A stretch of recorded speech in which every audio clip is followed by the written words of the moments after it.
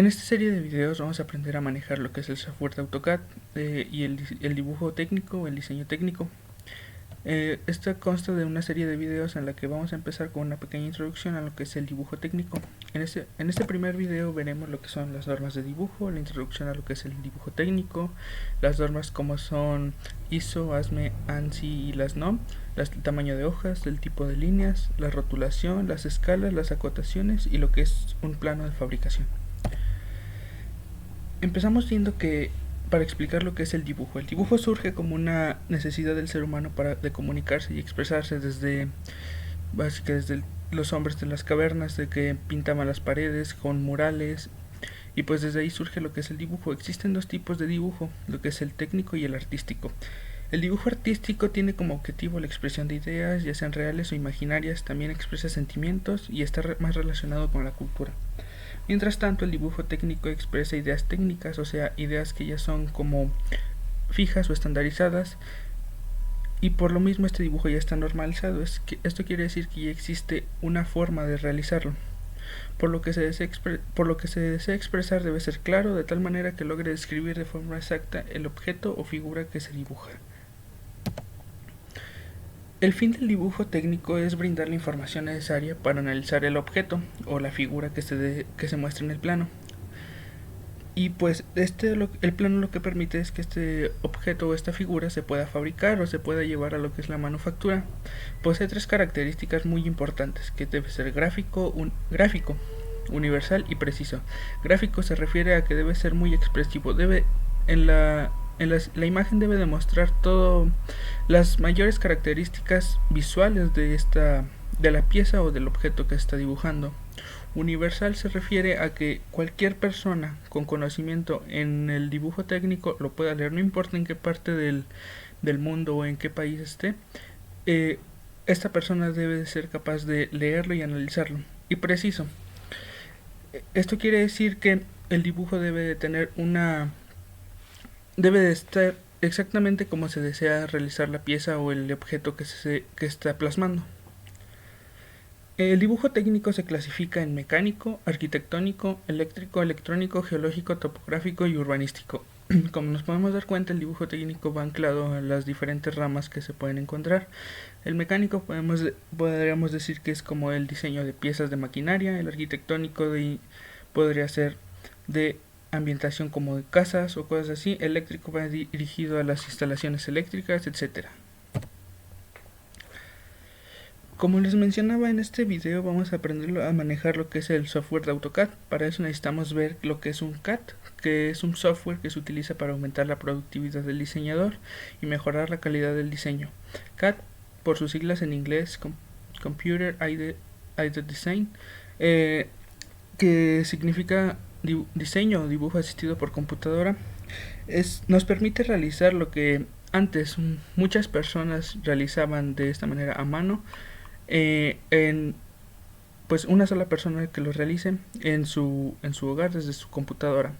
Eso quiere decir que el CAD nos sirve para hacer más eficiente lo que es todo el diseño de cualquier pieza, y también para obtener un mayor control de los errores. Eso quiere decir que antes los errores podrían, no sé, si tenían un error, tal vez necesitaban hacer un plano desde cero otra vez, mientras tanto que en un software ya es más fácil corregir estos errores.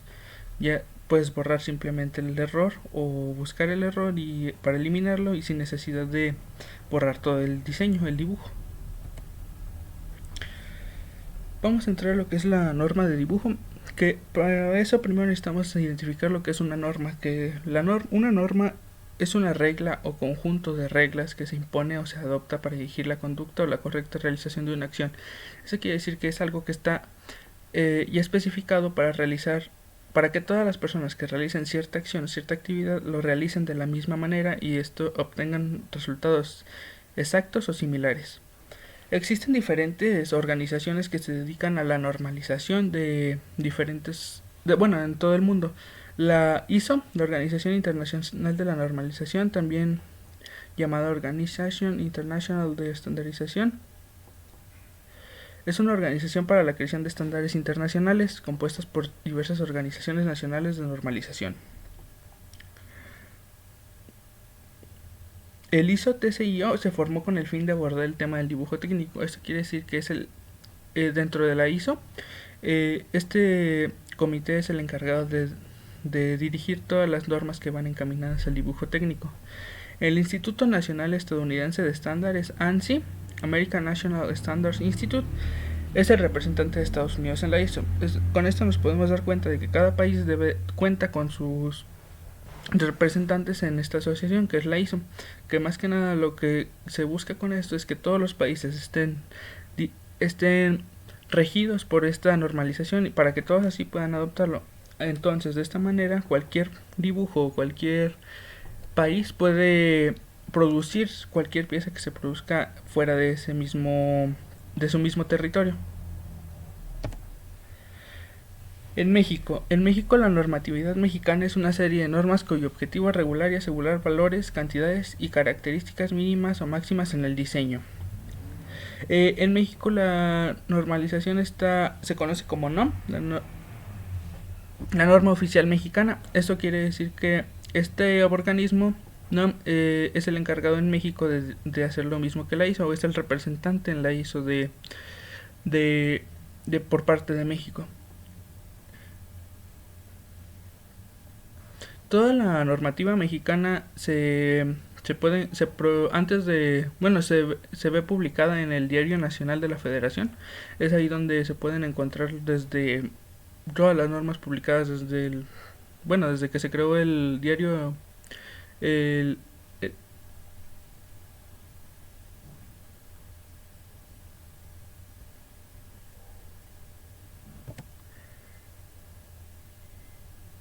La normativa mexicana, por ejemplo, aquí tenemos algunos ejemplos de lo que son las normas de dibujo técnico aquí en México. Por ejemplo, la NOM-Z-3 de 1986 que se dedica a las vistas, la NOM Z4 igual de 1986 en línea, la NOM Z5 de 1986 de rayados.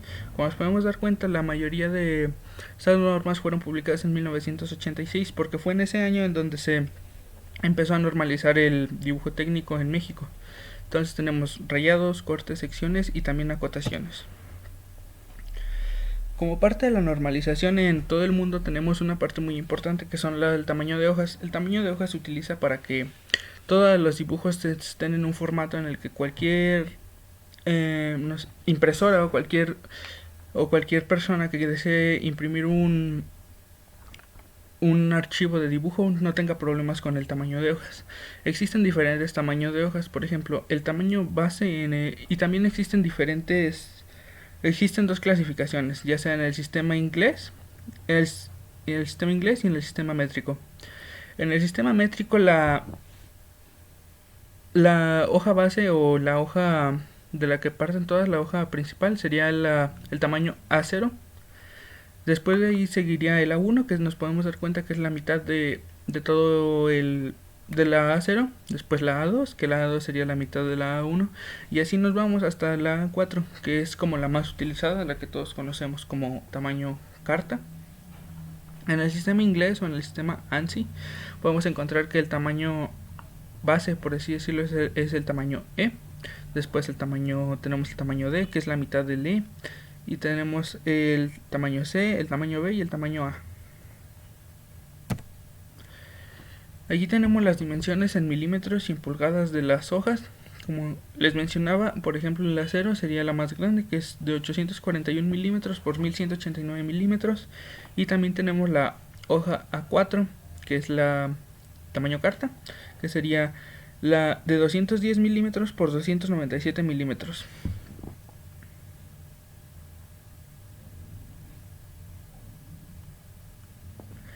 En el dibujo técnico, una parte importante a la hora de hacer un formato son los márgenes. Esto quiere decir que la hoja no se va a ocupar en su totalidad, sino que debe haber un espacio entre el final de la hoja y el área de dibujo. Para el sistema ISO, en los milímetros se deja un margen de 10 milímetros para todos los tamaños. Y para el encuadernamiento se dejan 20 milímetros. El encuadernamiento normalmente va a depender de la orientación de la hoja, ya sea horizontal o vertical. Y para el sistema ANSI depende del tamaño de cada hoja, ya como vimos los formatos, ya sea E, D, C B o A. Por ejemplo, estos son los márgenes que se dejan. Entonces, esta serie de números y letras son como coordenadas en las que podemos ubicar diferentes cuadrantes de la pieza que se va a dibujar. Y esta parte de adentro sería solamente el área que se destina al dibujo. La parte de la derecha serían las tablas y los cajetines donde se pone la información del dibujo. Y esta es la parte del encuadernamiento. Como podemos ver, este margen es más grande que los demás, de 20 milímetros, y los demás son de 10. Y esto es lo que les mencionaba de la orientación. Por ejemplo, este es horizontal, se deja el margen a la izquierda, pero si lo vemos, sería como si lo vemos a la encuadernación normal, sería como si la hoja estuviera, bueno, como si la parte del encuadernamiento estuviera arriba. Y esta es la forma normal de una libreta, un libro, que se deja igual a la izquierda, el margen más grande. Entonces esto de en medio ya sería el área de dibujo. Como les mencioné, dentro de los márgenes, además de los márgenes, también llevamos un control para la información que se coloca en el dibujo. Este control o esta información va dentro de un cuadro de título. Este cuadro de título se localiza en la parte inferior derecha del margen. Como vemos, aquí está el margen, y dentro de lo que había quedado del área de dibujo, en la parte inferior derecha va el cajetín.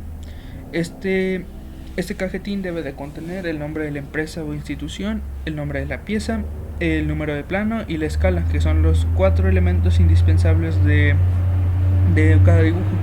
Principalmente el nombre de la empresa para identificar quién ha sido el responsable de dicho dibujo, el nombre de la pieza para darse cuenta qué es lo que está dibujado, el número de plano para saber. Este ya es un control más específico en el que si un plano forma parte de un conjunto de planos como de una pieza muy grande o de una pieza de ensamble, pues ya se sabe qué plano es este, y así se puede identificar rápidamente junto a cuáles otras piezas se debe de fabricar o junto a cuáles piezas se debe ensamblar esta. Y la escala es lo de las partes más importantes del dibujo, ya que es la que nos va a permitir la fabricación, porque gracias a la escala podemos identificar las medidas a las que se dibujó la pieza y así poder identificar las medidas a las que se debe de fabricar. Este es un ejemplo del cajetín. Por ejemplo, aquí tenemos el nombre de la empresa o asociación. Aquí debería ir el nombre de la pieza. Esta parte de material nos podemos es algo ya más específico sobre de qué material debe de ser la pieza, para cumplir ciertas características, ciertos requisitos. La cantidad es el número de piezas que se desean fabricar, y las unidades son las unidades si están en milímetros o en pulgadas. La escala, que puede variar dependiendo cómo se haya dibujado, si la pieza es muy pequeña o si la pieza es muy grande, si se utilizó una escala de reducción o de ampliación. Lo de dibujo es aquí el responsable, el técnico en dibujo técnico o el ingeniero que haya dibujado esto. La fecha con la que se dibujó, el bobo, que significa visto bueno, esto quiere decir que pasó por una supervisión, y el número de plano. En el dibujo técnico, el elemento más utilizado son las líneas, ya que cada dibujo se compone entero de líneas, y pues estas líneas pueden adquirir diferentes formas, ya sean líneas curvas, líneas continuas o etcétera. Entonces, para cada una de estas líneas también puede adquirir diferentes significados. Es por ello que existen diferentes simbología o diferentes alfabetos de líneas que pueden identificar o que nos brindan una descripción más detallada de la pieza al solo ver la línea. Por ejemplo, aquí tenemos una línea visible, esta línea se usa para indicar todos los bordes de un objeto. Se utiliza una línea gruesa, y esta, como podemos ver, es la línea base para dibujar un objeto. Tenemos también la línea oculta, que se usa para mostrar superficies, bordes o esquinas de un objeto que están ocultas a la vista. Esto quiere decir que de acuerdo a la perspectiva vamos a poder identificar la forma con estas líneas. Por ejemplo, aquí podemos ver que dentro de este objeto tenemos un corte, pero si lo vemos de este lado, de esta cara, no se ve. Entonces para eso se utilizan estas líneas. Aquí podemos ver que ya está marcado con la línea punteada delgada, y pues ya nos podemos dar cuenta que si este objeto no es completamente sólido, sino que tiene este hueco en medio.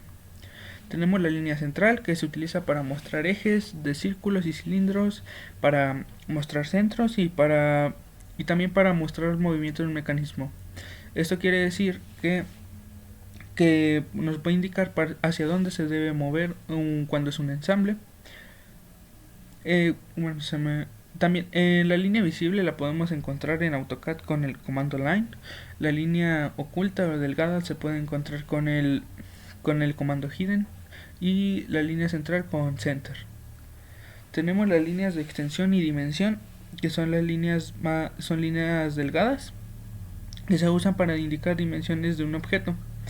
Esto quiere decir que son las líneas de acotación, las que nos van a permitir identificar las medidas de un objeto. Estas líneas en AutoCAD las podemos encontrar con el comando dimension.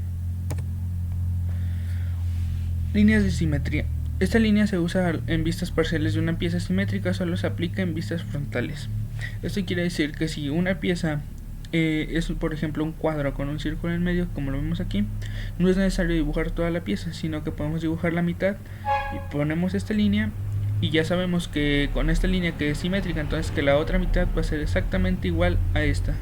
Por lo tanto no es necesario dibujarla toda, sino con la mitad es suficiente. Con esta línea la podemos encontrar, podemos utilizar el comando center para colocarla en AutoCAD. Una línea de ruptura. Las líneas de ruptura se usan para cortar piezas cuando estas son muy grandes. Por ejemplo, cuando aún ya utilizando la escala, las piezas son muy grandes y no caben en una hoja, pues utilizamos líneas de ruptura. Estas líneas lo que nos permiten es dibujar en partes la pieza, siempre y cuando toda la superficie, toda la parte de la pieza que no se plasme en el dibujo sea igual, no tenga ningún detalle o no tenga ninguna cuestión diferente a lo que ya se está viendo en el dibujo. Esta línea se puede colocar con el comando sketch. Tenemos también las líneas de sección, que estas líneas lo que nos indican es que una pieza ha sido cortada. También dentro de estas líneas podemos encontrar ya diferentes simbología, que va más enfocada ya al tipo de material que se utiliza en la pieza. Estas líneas son importantes más que nada cuando se ven los maquinados en CNC, ya que así con esta línea nos podemos dar cuenta en dónde se debe de maquinar una pieza y en dónde no. Las líneas guía, que indican una parte del dibujo a la que hace referencia una nota. Estas líneas se utilizan para poner notas, por ejemplo, de si existen diferentes barrenos en una pieza, y pues podemos poner una nota de que todos los barrenos sean iguales, o de que son dos barrenos iguales y a lo mejor otros no son iguales.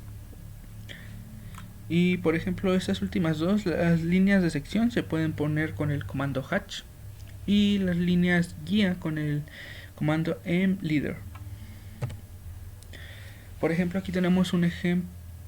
Por ejemplo, tenemos aquí un dibujo de lo que son el uso de diferentes tipos de líneas.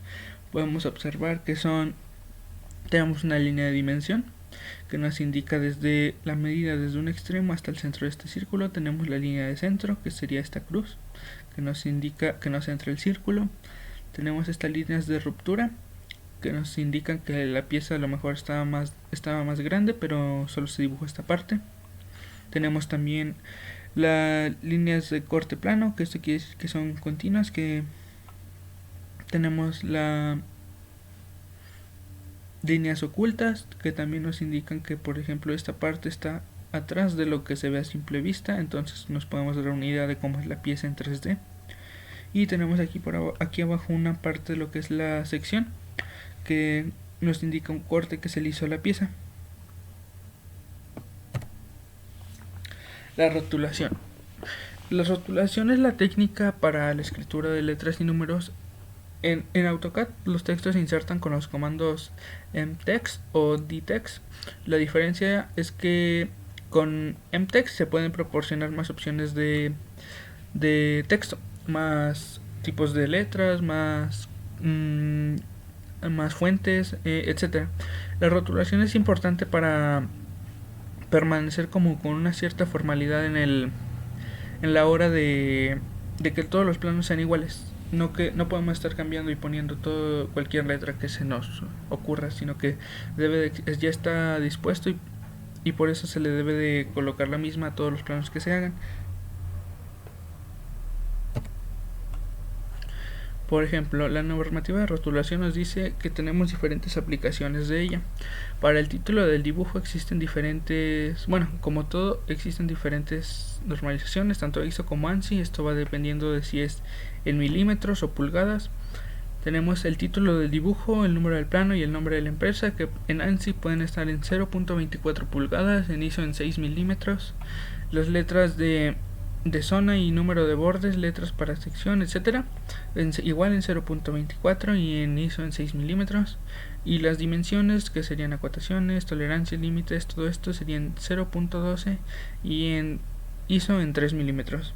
Y las letras en el cajetín pueden estar en 0.10 o en 2.5. Estas letras en el cajetín se refiere a todas las demás, aparte del título del dibujo y el número del plano y todo lo que está en la primera parte. Las escalas, como les mencionaba, la escala es una parte muy importante para la fabricación de las piezas que se dibujan. Por ejemplo, aquí nos dice que un objeto se dice que esta escala. Entonces, la escala natural o la escala real de un objeto siempre va a ser la escala 1 a 1. Pero cuando estos objetos son muy grandes para dibujarlos, se utilizan escalas de reducción, lo que hacen que con las mismas medidas, pero a una escala diferente, podamos dibujar todo el objeto a un menor tamaño.